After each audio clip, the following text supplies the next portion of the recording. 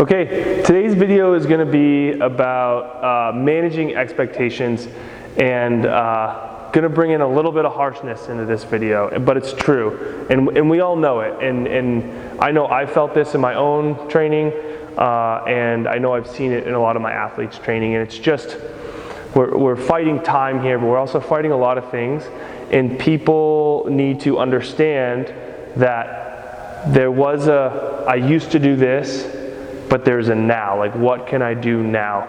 And those two things cannot be blurred. And so if we look at this dilemma that we usually see where people come into a gym or hire a coach or buy a training plan offline, is there's where that person used to be. They ran some time in the marathon or some 5K.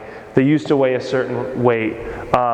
Used to fill in the blank. You climb a certain grade, ski a certain trail, or ski a certain amount of vertical in one day. That's the used to. Usually this is attached to a younger version of themselves, right? Then they're where they're at now, where they're a little slower, they might be a little bit heavier, they don't have as much time to do those things, right? The list goes on. Lots of things happen in between the where they used to be and the where they are now. You may have started a family.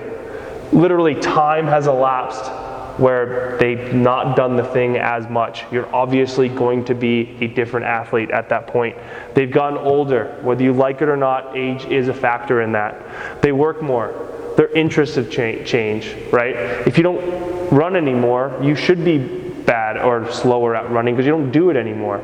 If you're looking to get back into it, you can't start with how you finished when you were at your best when you haven't even done it for a while. And so managing those expectations is so important, and I've seen it a lot, and I've also experienced it myself, where 2 weeks kind of feel like crap because you're trying to do the old workout versus the workout you need now.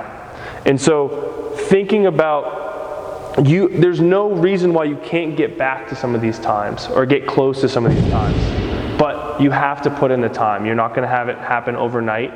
And if you try to do it too fast, you're totally just going to get discouraged. Like, for example, when I was in high school, I was a track runner. I like to run the mile in track. And I got down to, like, I don't know, 4 minutes and 55 seconds. This is like okay for a high school athlete, but not great. I had friends that ran way faster.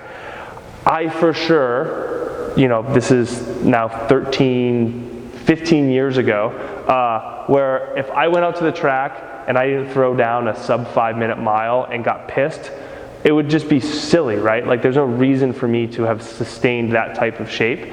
I could probably do it, but like, I'd have to give myself maybe a year, I don't know, maybe 2 years, to get even close to that time. So this isn't unrealistic to get back to some of these old goals or these old PRs or these old things or weight that you want to get to.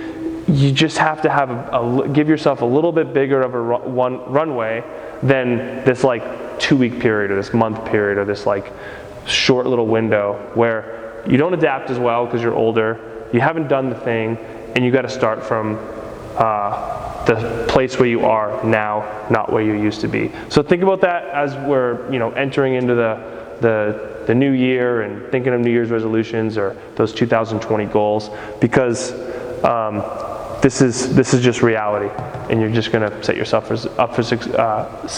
up for failure if you don't think of those factors.